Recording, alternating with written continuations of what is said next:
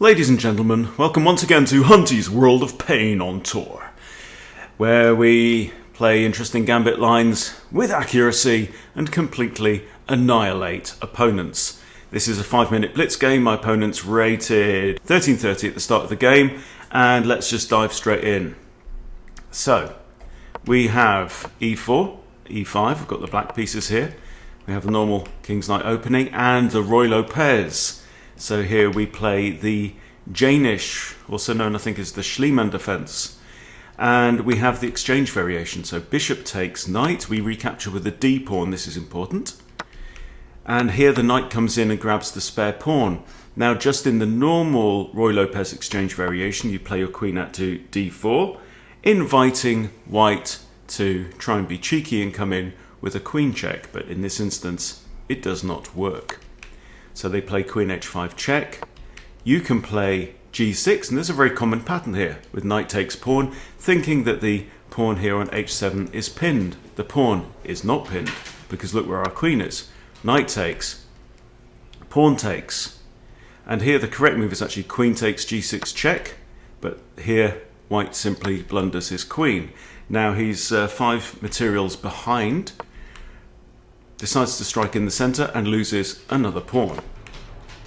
White then castles, and we have an option here. Clearly we don't want to take the pawn. In fact the rook can't even go to e1. So I grab the pawn with my pawn. They come out, hit my bishop and lose another pawn. This isn't going terribly well. We have knight d2 now connecting the rooks. I could have just grabbed another pawn, but I decided to develop. I want a long castle. So I've made my bishop into a tall pawn here, joining the pawn chain and just holding everything together. Knight hits the queen, and I dive all the way back to h8.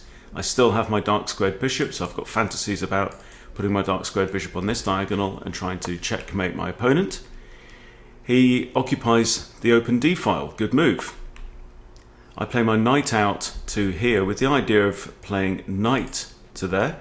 If I'd have played my bishop straight out to here, he could have simply taken off, recapture with a rook and won one pawn, but now bishop attacks the queen. I simply put the queen forward to h7, putting the queen on a light square. Opponent obviously only has a dark squared bishop.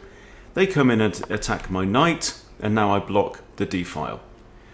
I still can't castle because I'd be castling through check on d8.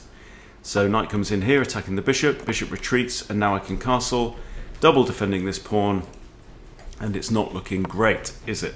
Knight comes in, kind of a half-hearted attacking idea. I decide to try and trade off bishops. My opponent is not interested, but I trade off anyway. And now the knight can come in with a fork on both rooks.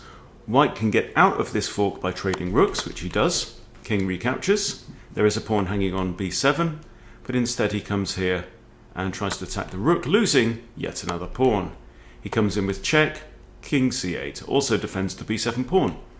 Attacks the rook again, the knight again, and here I just decide to advance my completely passed pawn. There's no pawns that can interfere there, creating a discovered defense by the bishop.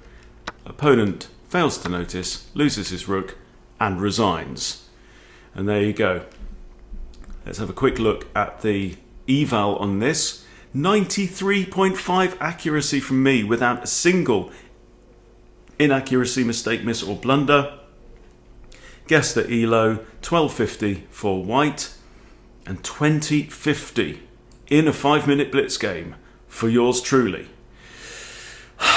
Loving my gambits. Hope you're loving them too. Thank you for watching. Do appreciate it. See you soon.